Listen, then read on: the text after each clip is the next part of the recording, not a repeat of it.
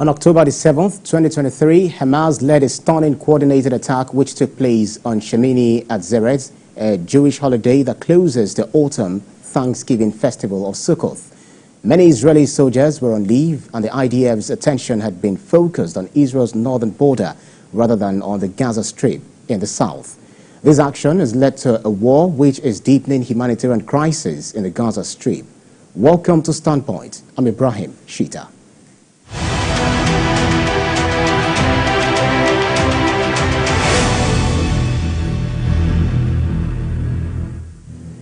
The October the 7th Hamas attack drew widespread condemnation from around the world and was denounced for its terrorism against civilians by many, including the governments of many Western countries, as well as those of India, Japan and South Korea.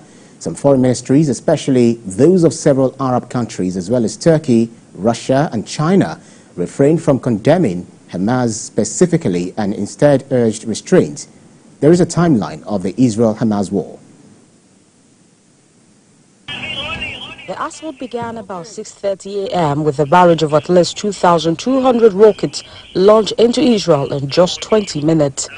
The barrage reportedly overwhelmed the Iron Dome system, the highly successful anti-missile defense system deployed throughout Israel.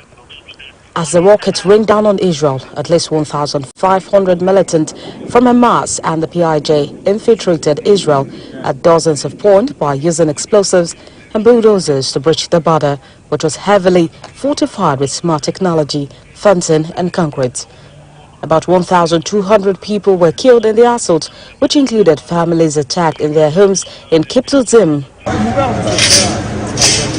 About 1,200 people were killed in the assault, which included families attacked in their homes and attendees of an outdoor music festival. That number largely comprised Israeli civilians, but it also included foreign nationals. More than 240 others were taken into the Gaza Strip as hostages. At 8:23 a.m. on October 7, the IDF announced a state of alert for war and began mobilizing its army reserves. 2 hours later, IDF fighter jets began conducting airstrikes in the Gaza Strip. On October 8, Israel declared itself in a state of war, and Netanyahu told residents of the blockaded enclave to get out immediately. On October 9, Israel ordered a complete siege of the Gaza Strip, cutting off water, electricity, food and fuel from entering the territory. As Israel conducted airstrikes, international efforts were made to secure the release of the hostages. Qatar, which in years past had coordinated with Israel on the delivery of international aid packages to the Gaza Strip, became the key mediator. But in the first weeks of the war, it managed to negotiate the release of only 4 of the people held by Hamas. Just 3 weeks after Hamas's assault on October 7th, more than 1.4 million Palestinians in the Gaza Strip had become internally displaced, and with numbers of Palestinians killed still climbing by the thousands, it had become the deadliest conflict for the Palestinians since the 1948 Arab-Israeli War. On November 1, the Rafah border crossing between Gaza Strip and Egypt was opened under conditions agreed to by Egypt, Hamas and Israel, to allow a limited number of foreign nationals to evacuate the territory for the first time since October 7. On the 22nd of November, Israel's Security Cabinet agreed to a prisoner exchange with Hamas, which was mediated by Qatar and Egypt, that will coincide with a temporary pause in fighting. During the pause, which lasted 7 days, 110 of the hostages were freed in exchange for 240 Palestinian prisoners. In the days after fighting resumed, Israeli forces moved into Khan Yunis, the largest urban center in the south of the Gaza Strip, and the location of the homes of senior Hamas leaders, including Yahya Sinwar and Mohammed Deif. A large number of civilians fled to Rafah, one of the last areas in the enclave for civilians to shelter from the ground invasion, and within weeks, more than half of the Gaza Strip total population had crammed into the city along Egypt's border. By year's end, international pressure weighed heavily on Israel amid the high number of civilian casualties and wide destruction in the Gaza Strip. In early January 2024, after nearly 23,000 Palestinians had been reported dead, Israel announced a change in strategy that will result in a more targeted approach. In late January, a framework emerged through the mediation of Qatar, Egypt, and the United States for a potential three-phase pause in fighting, during which a comprehensive agreement to end the war will be negotiated. The pause will include the release in stages of hostages held in the Gaza Strip and Palestinian prisoners taken by Israel since the start of the conflict. But the framework remained elusive as Hamas insisted on guarantees that a hostage exchange will lead to a permanent ceasefire.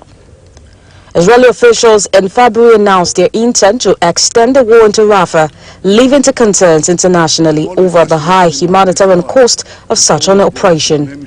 Netanyahu insisted, however, that an invasion of Rafah will proceed to root out the last bastion of Hamas battalions. Netanyahu insisted, however, that an invasion of Rafah will proceed to root out the last bastion of Hamas battalions.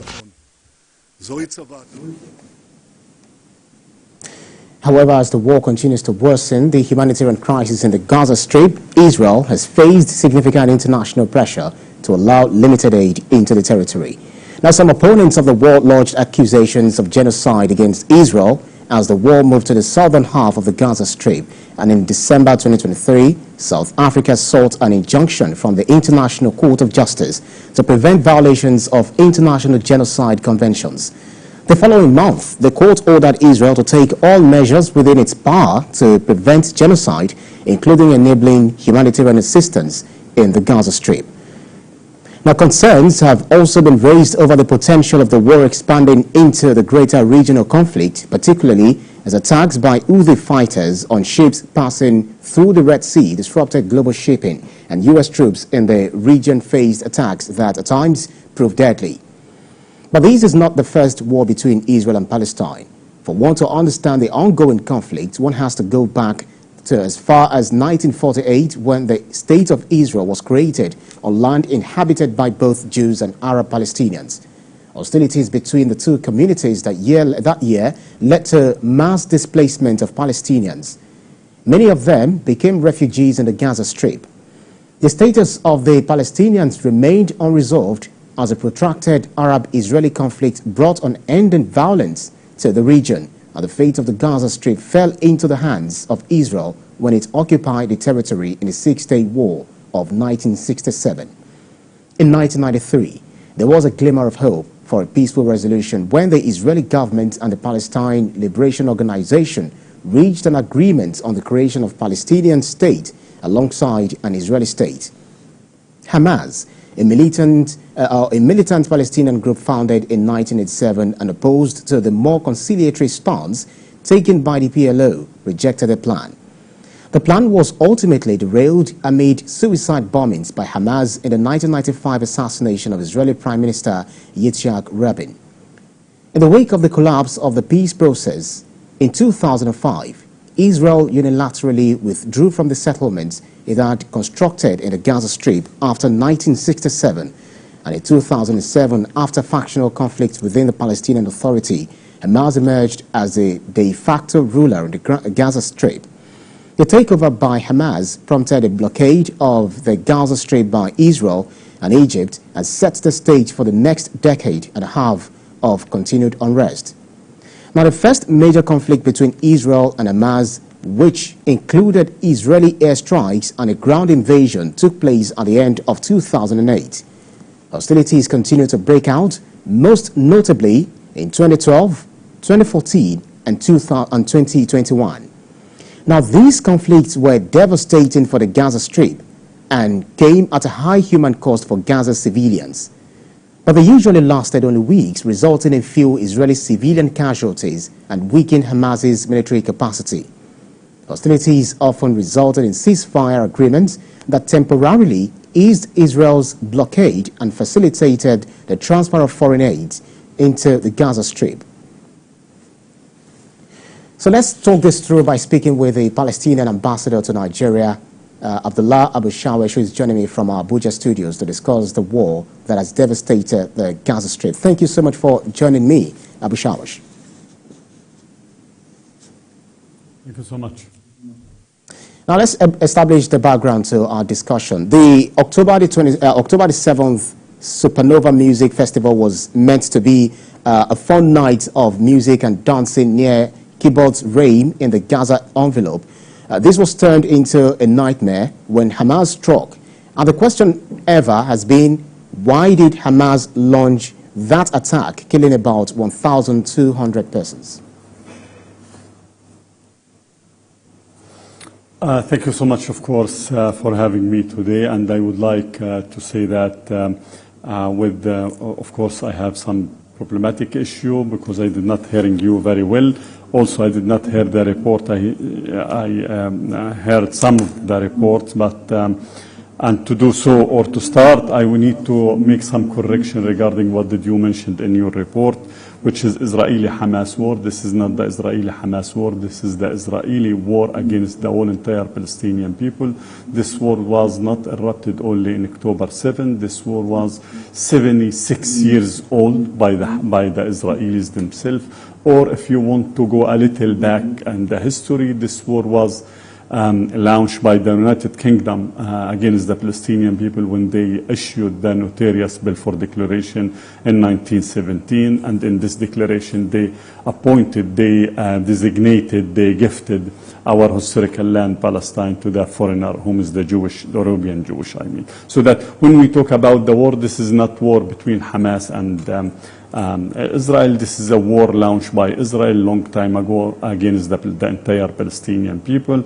And if it is a war against Hamas, how could you justify killing more than approximately 500 Palestinians in West Bank? More than 160 of them is pure children, arrested more than 7,000 plus Palestinians in West Bank, and many other devastating acts from the Israeli occupation in West Bank, not in Gaza. Other issue, you mentioned that Israel was withdrawn from Gaza in I'm sorry, are you able to hear me, Mr. Abu-Shawesh? Yes, right. Sorry to jump into your line of thought, but the argument other people will give you is that, because that is the first question I asked you about why Hamas actually broke into that carnival that the Israelis were having, you know, which actually led to the death of 1,200. So that's more like where the whole issue started from. Would you help us clarify? Yes. I'm coming to your question, but it's my moral and political and diplomatic responsibility to make a very few corrections, while, as I already told you, I did not, unfortunately, hear all the whole report. But again, when you say that Israel withdrew from Gaza in 2005, Israel just redeployment from Gaza. It is military occupation, but it is still occupying the Gaza Strip, so that Gaza Strip under the Israeli occupation since 1967. This is the 2 points that I heard it in your report, and I need to correct it. But back to October 7th, the question should be what happened in October 6th. Why no one asked us as a Palestinian what happened to you in October 6th? Half a dozen of Palestinians was killed in October 6th. No one, and it does not make any news in your screens. Not only, I do not mean your personal screens, but it does not make any news all around the world in any screen.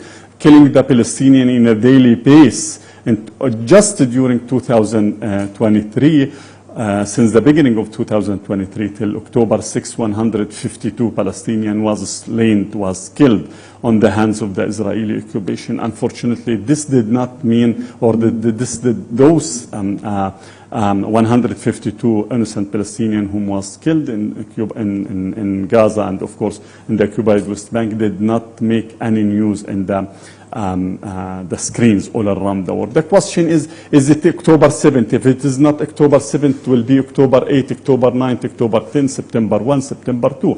By the end of the day, there is an occupation, and there is a fundamental right for the Palestinian people to resist this occupation. It happened in October 7th, but it might be happened, why it was not happened in October 6th, I did not know. It was not happened in October 10, I did not know. But by the end of the day, October 7th, and I would like to take you back or to refer you to what did the Secretary General, the United Nations Secretary General, in his very famous speech before the Security Council on October 24th last year, when he mentioned that October 7th did not came from a vacuum. It have a root for October 7th. Again, October 7th is a natural reflection of the Israeli occupation, 56 years of the Israeli occupation, 75 years of the expelling the Palestinian people from their historical land, Palestine, ethnically cleanse the Palestinian people from the historical land of Palestine. The question is, what is the cause of the October 7th? It's the occupation, it's the Nakba, it's what happened since 75 years to the Palestinian people,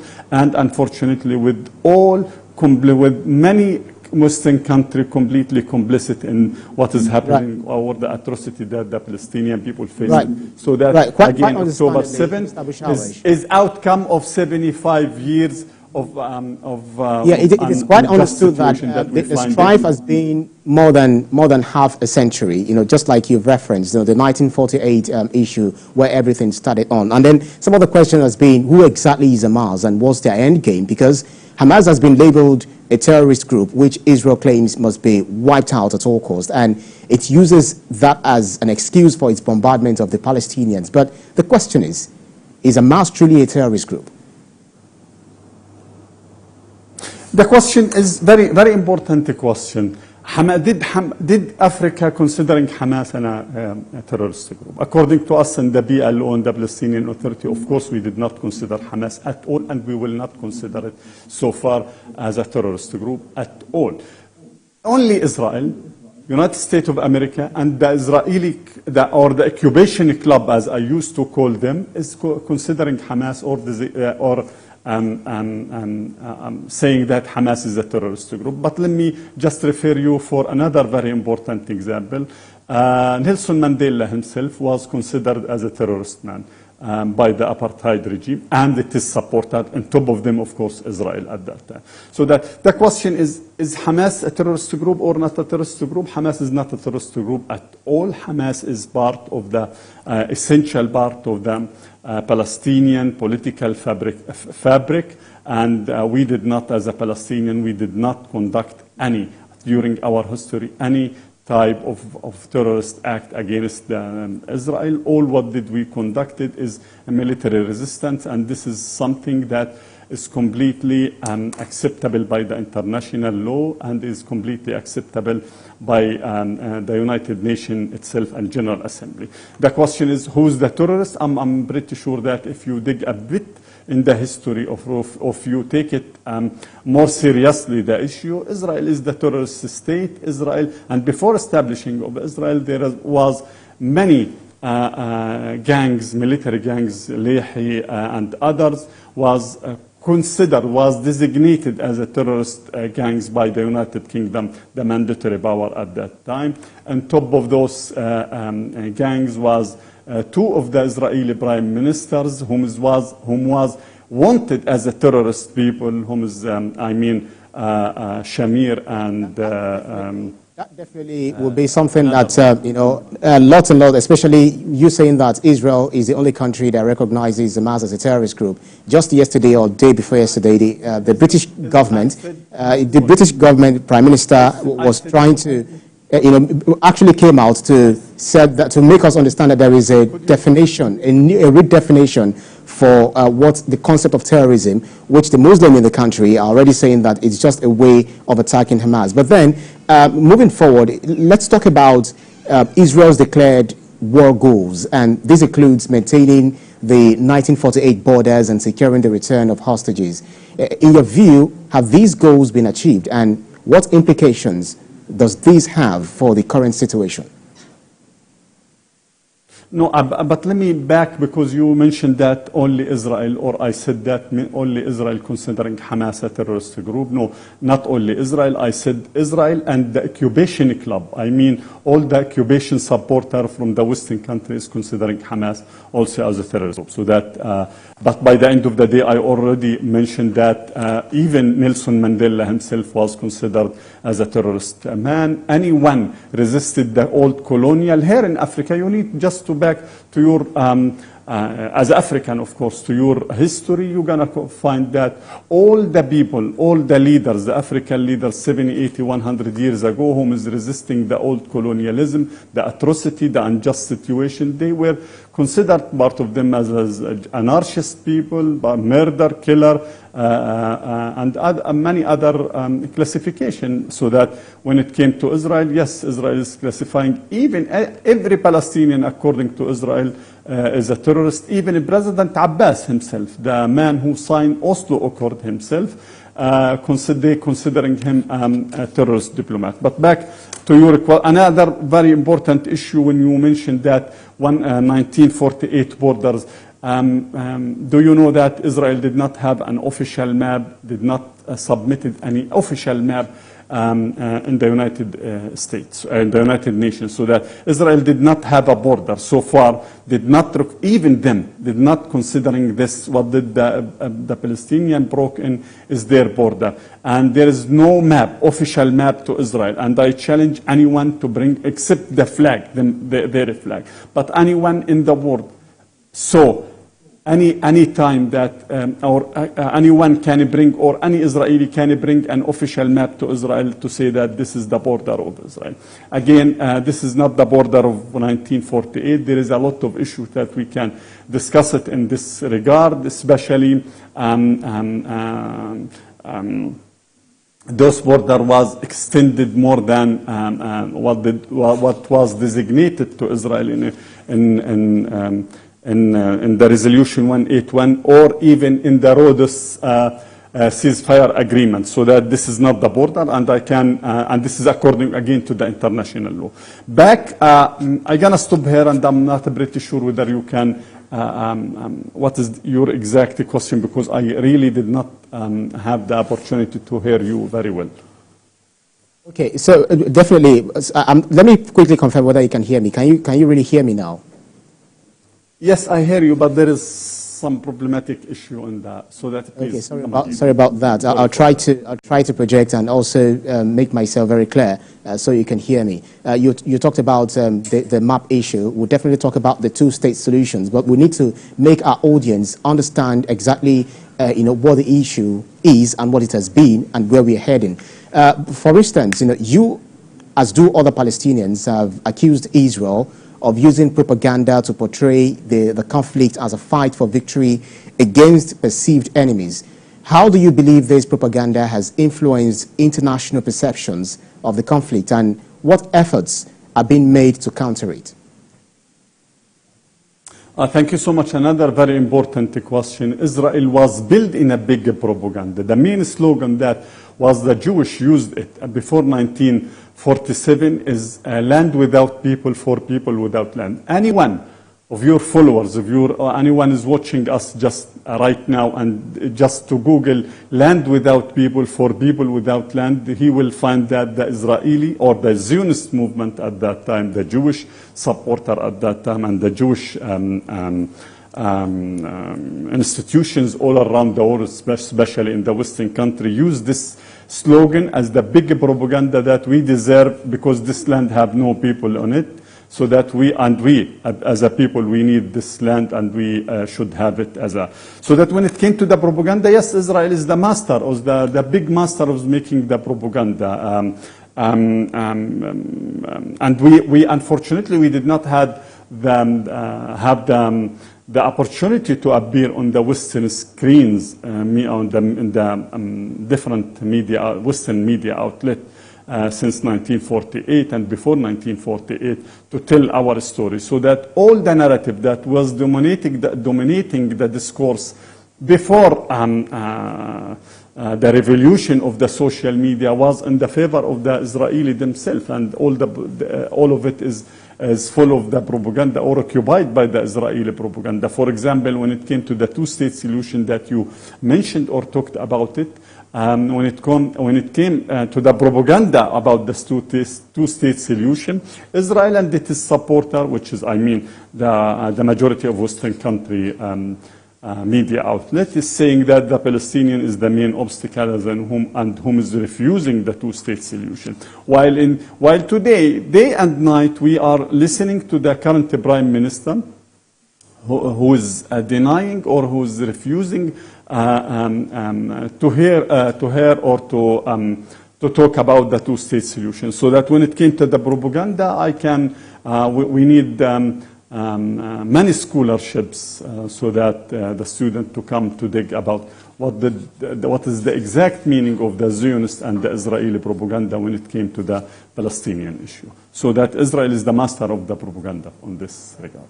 Part of this is also you're saying that Israel may resort to using accusations of anti-Semitism to stifle criticism and restrict free speech, which some of the social media has actually, are actually, taking their own stance and banning and shadow banning other people who are making some of these voices known. But then, how do you think the international community can distinguish between legitimate criticism of Israel's actions and anti-Semitic rhetoric? This is the very important, according to Shlomi, one of the previous. I stand to remember her name, Shlomi something, the Minister of Education of the Israeli education, when she mentioned that this is our secret weapons. When it came, anyone who criticized Israel, we have two types of secret weapons, which is to call him or to accuse him of anti-Semitism, or to accuse him of the Holocaust denier. And anyone being accused of those two accusations, he will lose everything in his life. And there is tens of historical professor in United States, Canada, and other Western country was losing, and completely they destroyed their life because they just raised their voice and criticized Israel. They accused them of anti-Semitism, and we saw what is happening in one of the very famous universities just a few months ago in the United States of America. So that this is the secret weapons that Israel has used every time for anyone to accuse him of anti-Semitism. Three classifications Israel have it. For me, for example, as a diplomat, as a Palestinian diplomat, they're considering me, of course, liar and a terrorist diplomat. Likewise, my president Mahmoud Abbas. For any Jewish who criticize Israel, like Ilan Babeh, Frankenstein, and others, they're gonna call him hate self-Jewish. For anyone, even if you now criticize Israel and it is occupation, you will be accused of anti-Semitism. Anti-Semitism, this is a big fake propaganda, and you can ask me for another interview just to discuss what the meaning of anti-Semitism and how it is very fake and very empty bubble.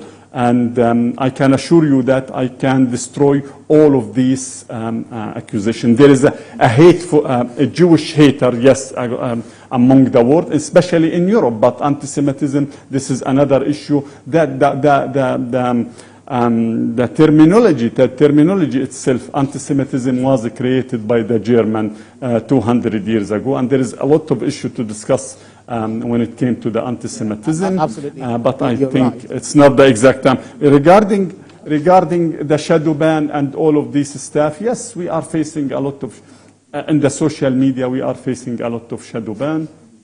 For example, our page, our embassy page in the Facebook, out of 14,000+ followers, unfortunately, when I uploaded anything, I did not even have sometimes one like or anyone to show it, so that we are completely shadow banned. Even my Twitter account is completely shadow banned. So that this is very important issue, and I would like you to, it might be very efficient and very important to have another meeting just to designate it to discuss the meaning of the most definitely. Most definitely. I understand, there's so many issues, surrounding the, Israeli-Palestinian conflict, which war and genocide, as some we want to describe it. But then, talking about the Semitism and anti-Semitism and all of that is also a very broad range term that is being used to describe, what is going on between the Palestinian Arabs and the Israelis. But most definitely, I would like also to talk about the humanitarian crisis that this war has actually led to. But before we do that, let's quickly take this break. You're watching Standpoint. We'll take a break and be back to discuss more on this topic.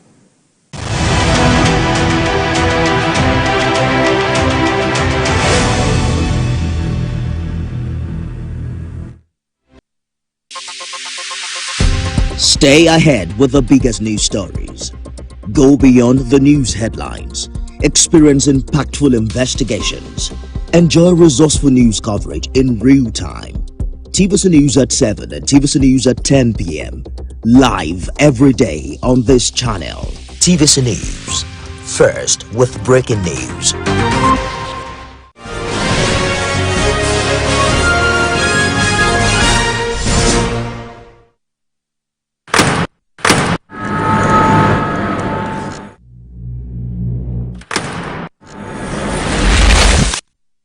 Voted as the best TV station of the year. TVC News breaks into the core of every event as they happen. Following all nationwide big and impactful stories. Without the news from every perspective. Covering every human angle. I am Veronica, bringing you the news you would want to watch.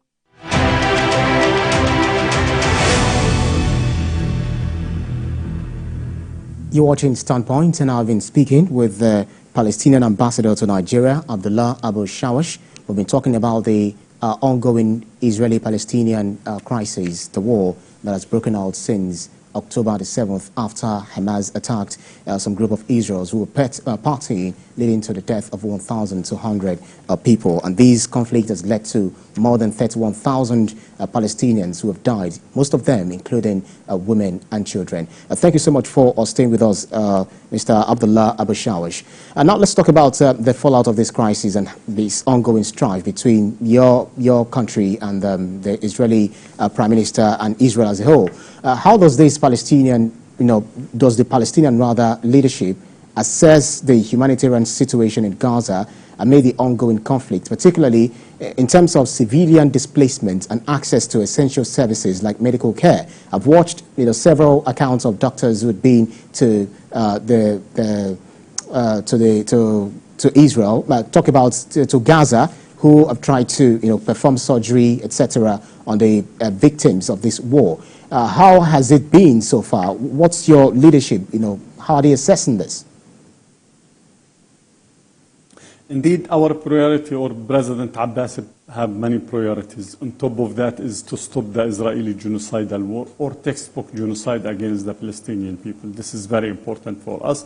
And we are working, or President Abbas and his team, of course, and his government is working very hard with all the key stakeholders around the world to make sure that this should be stopped, or this gonna be stopped very soon. But unfortunately, by the end of the day, what is guiding the war is the logic of power, not the power of logic. And Israel is strengthening its muscles over the Palestinian people. This is the first priority for us. Second priority for us is to make sure that the Palestinian will not we will not repeat, or we will not allow the repeating of the Nakba. And Nakba, what is happening to the Palestinian in 1948, I mean, expelling the Palestinian outside Gaza Strip and West Bank, of course, to Gaza, to Egypt, and to Jordan, and this need a lot of work with all the key the key people in Gaza and in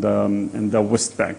The third priority for the Palestinian Authority and the PLO, of course, on top of that, is to make sure that the humanitarian aid is reaching the people. But in this particular regard, you all witnesses that Israel is refusing and putting all the obstacles before the humanitarian aid to reach out to the Palestinians in Gaza, in particular in the north of Gaza. So that when it came to the humanitarian aids, unfortunately, the Palestinian Authority cannot alone do anything in this regard. We need only the UNRWA, we need the UN with its different arms and different bodies.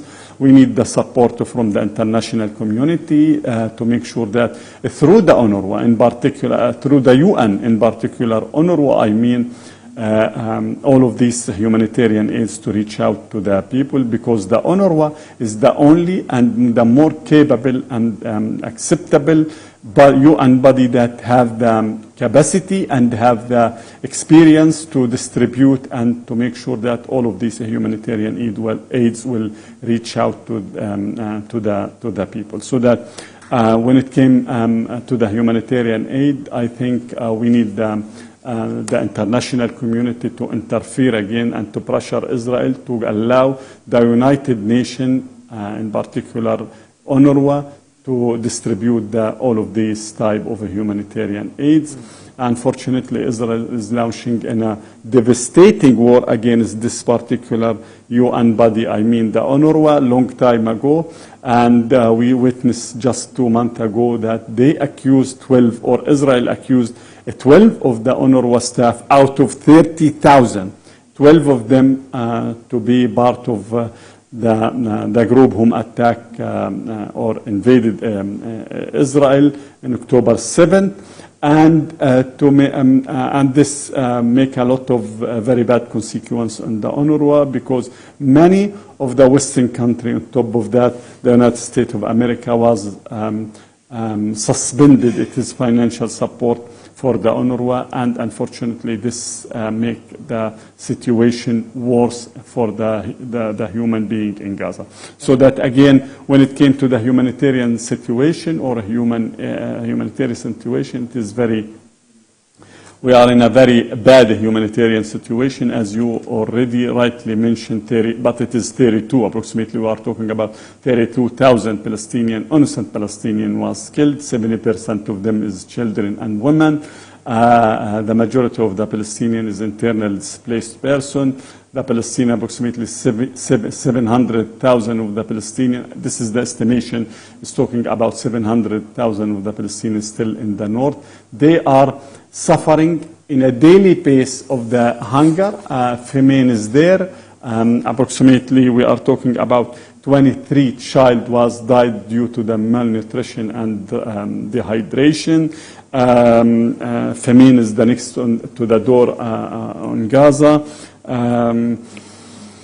8,000 Palestinians still missing under the rubble or missing by the Israeli. We did not know their final destination. Many of them was arrested, or it seems that 100 and maybe 1,000 of them arrested completely hide, and there is no information about them. Came from the Israeli authority or the Israeli occupation. But again, we are talking about 8,000 Palestinians still missing, part of them, of course, under the rubble.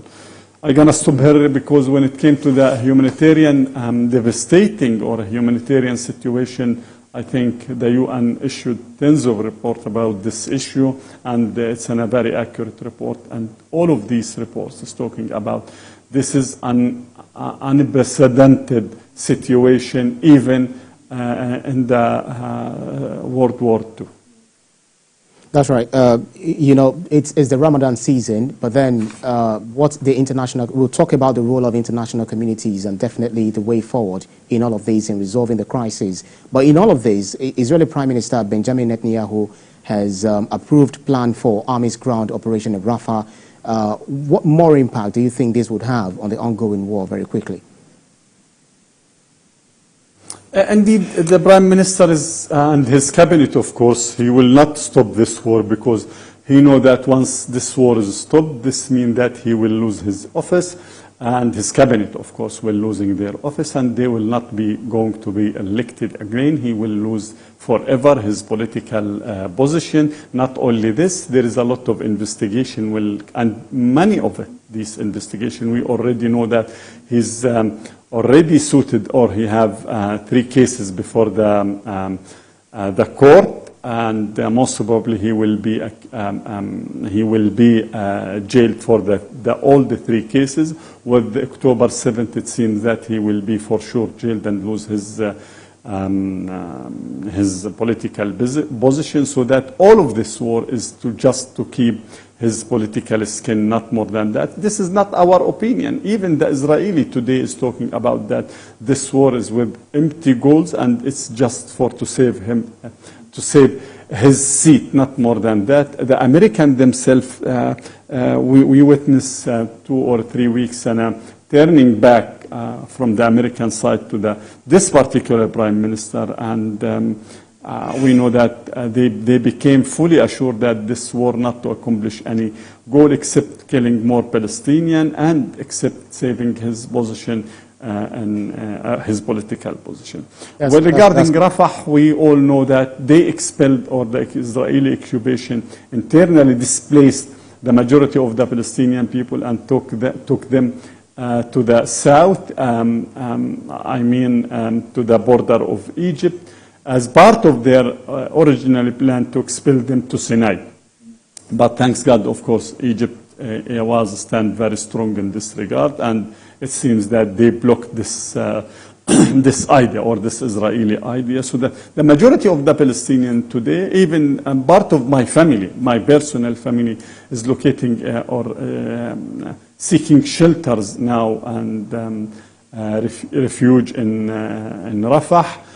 We are talking about 1.5 million, something like that, of the Palestinian, very crowded, in less than 20% of the Gaza area, which is a very dense area before the war itself. Gaza is only 365 square kilometer. We need to raise. So that sorry to butt in your line of thought. Because of the time, looks like Hamas is kind of talking, now and laying down its own demands. Can you help us provide some clarity on Hamas's vision? Could you please come again, because I did not hear you. Right. Okay. So I was trying to say that Hamas is trying to, if you could help us provide some clarity on Hamas's vision for a truce deal, including its objectives regarding the cessation of Israeli aggression, humanitarian aid, and the withdrawal of Israeli forces from Gaza, which Prime Minister Benjamin Netanyahu has described as ridiculous. So what's your response to this characterization, and how does Hamas view Israel's negotiating position? Indeed, I'm here to represent the entire Palestinian people, the PLO, which is the sole and the legitimate representative of the Palestinian people, and to represent, of course, my President Mahmoud Abbas, and to represent the Palestinian Authority. When it came to the negotiation between Hamas and Israel, let me just take you back a bit before October 7th, who's giving Hamas all the authority and supporting Hamas to rule Gaza was the same exact prime minister, the same exact current prime minister, Benjamin Netanyahu. Benjamin Netanyahu himself was providing the Qatarian money through Ben Gurion Airport and through the military convoy, Israeli military convoy, and to handle it in a suits to Hamas. This is very important. So that when it came to the negotiation, I think that both Hamas and the current Israeli prime minister know or negotiating directly before the war itself, and communicating directly through, of course, before this war. And now with this war, or with this Israeli war against the entire Palestinian people, there is a lot of negotiation, and we are used to hear a lot of news in the newspaper and other places. But let me just be very clear in this regard. What is happening between Hamas and Benjamin Netanyahu himself, not his team, because it seems that he's still talking in a hide channel with them.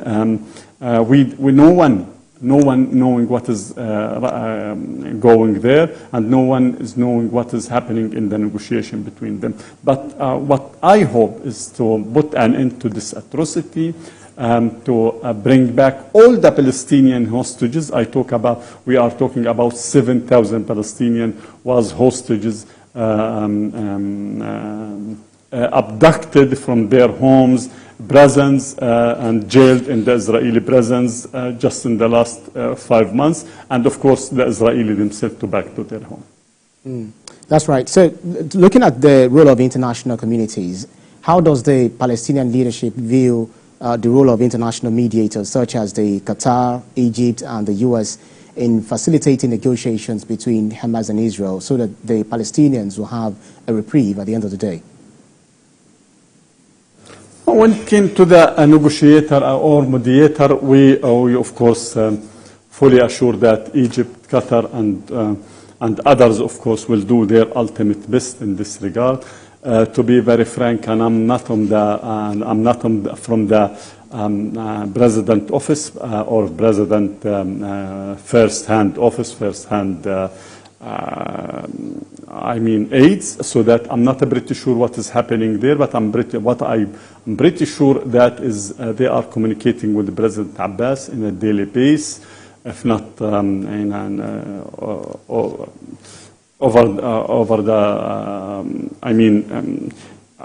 a daily basis,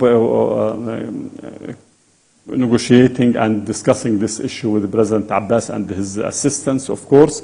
I'm not pretty sure what is happening there, but I'm pretty sure that Egypt, Qatar, and others is doing their ultimate best. The main obstacles for any negotiation or any deal that came out from these negotiations, for sure, according to our experience, should be or will be Benjamin Netanyahu himself and the Israeli government. I'm wondering whether you consider some of these, international mediators as, impartial, whether you consider them as impartial brokers. And I'm wondering also how you would describe the role of international communities such as the U.S., Joe Biden, for instance, had its military to airdrop aids to the Palestinians due to the inability of foreign aids unable to reach the Palestinians through the land borders. When it came to the United States of America, unfortunately, our experience with the United States of America is a very dark experience, very bad experience. Even with the airdropping, they are talking about the airdrop, but what is more important from the United States of America is not the airdrop. Even all the missiles, all the weapons, all the explosive material that dropped from the air is a U.S. manufacturer, and it was gifted to Israel.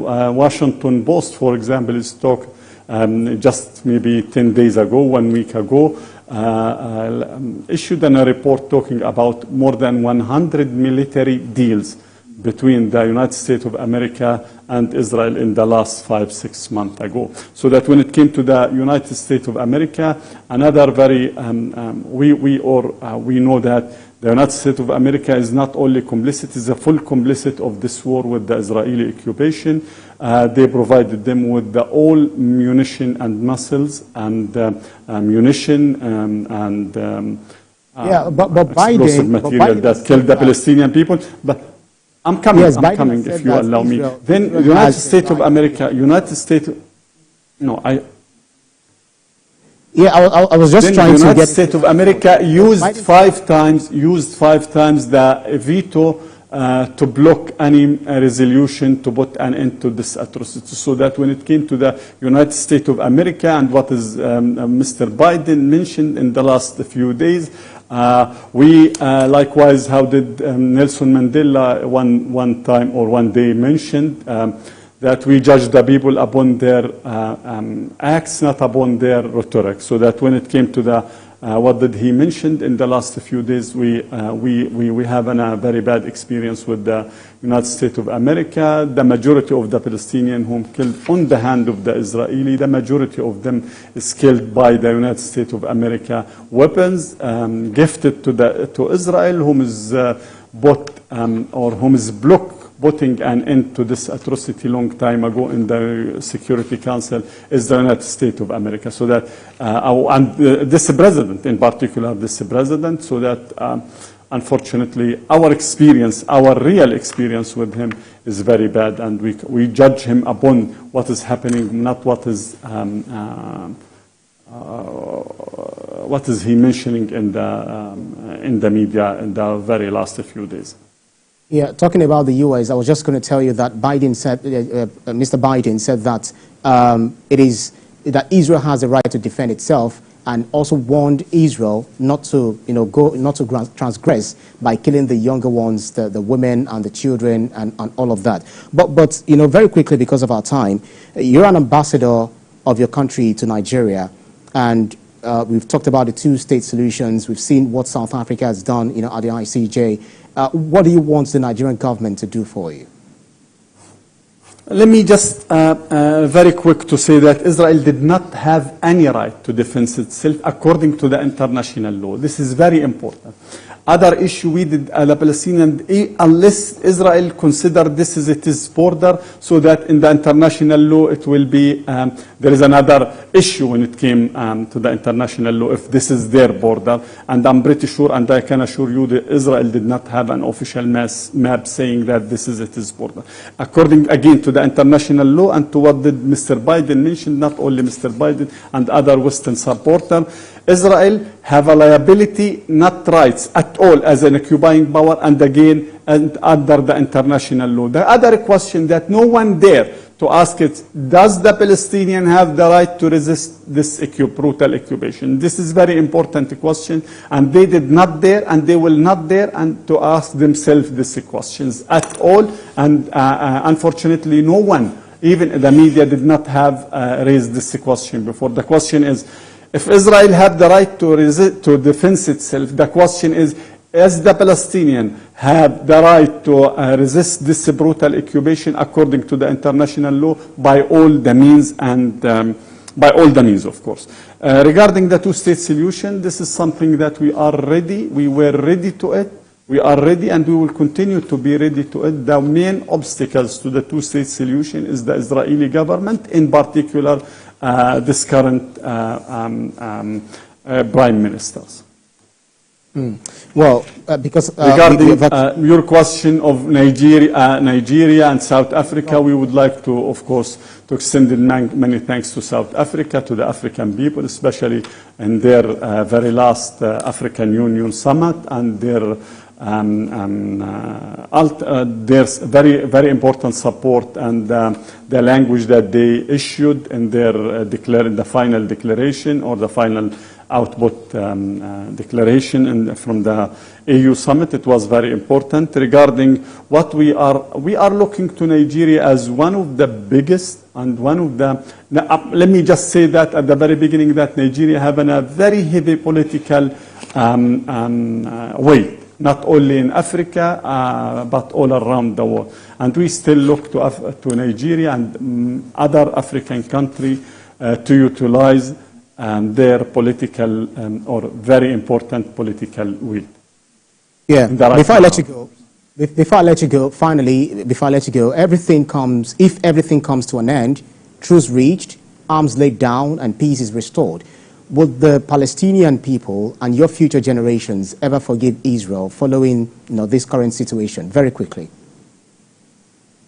Come again, I did not hear you. Sorry, I'm really sorry. Yeah, I was trying to ask that, if everything comes to an end, truce reached, arms laid down, and peace is restored in Israel and Palestine, would the Palestinian people, talking about your future generations, ever forgive Israel following this current situation? No, how do you want, we are talking about 17,000 orphans, with thousands of voodoo. They will not forget at all, and they will not forgive. It's a human, we are a human being by the end of the day. We are talking about raising the majority of Gaza, approximately 40%, and some statistics is talking about more than 40% of Gaza was completely raised, was completely destroyed. How come you want us to forget those, our homes, which some of us is spending more than 50 years to build this home? So that how did you, and not only the homes, how could you imagine that the Palestinian or the families that will forget, or the father will forget Israel and forgive Israel for killing 5 or 6 of his child? How that the orphan, 17,000 orphan, will forgetting that they are, some of them was lost father and mother, so that we have a lot of problematic issue. Even after the war, we need a lot of work to make sure that we work together with the international community to come up and to make sure that the Palestinian, at least, to have some just, to bring some just to their, to what happened to them in the last few 6 months. I mean, we can only hope that there is peace at the end of the day between Israel, Palestine, and the rest of the world, because we're also facing the crisis going on between Russia and Ukraine. But then, Palestinian Ambassador to Nigeria, Abdullah Abu-Shawesh, thank you so much for speaking to Standpoint on TVC News. Thank you so much. Thank you so much. Thank you so much for having me. And thank you to you for your company. I'm Ibrahim Shita. Bye for now.